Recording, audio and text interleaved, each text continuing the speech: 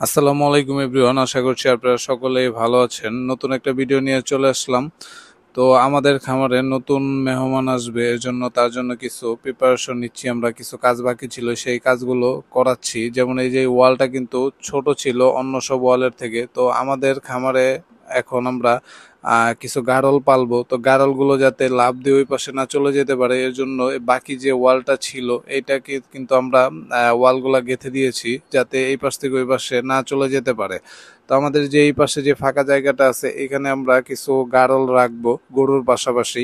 আমাদের এই খামারটি দেখতে পাচ্ছেন, এখানে 32টার মতো গরু রাখা যাবে। তো এখন যেহেতু ওই পর্যাপ্ত পরিমাণ গরু নেই, গরু কেনা হয় আবার ওইগুলোর থেকেও কিন্তু বিক্রি করে দেওয়া হয়, তাই আমরা ভাবলাম গরুর পাশাপাশি কিছু গাড়লও পালা যাক।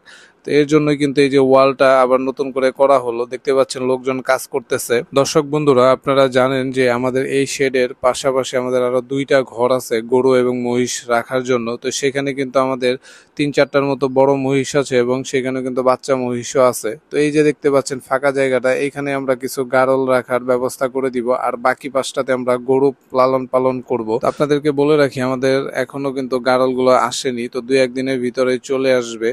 তখন আপনাদেরকে আমি দেখানোর চেষ্টা করবো ইনশাল্লাহ।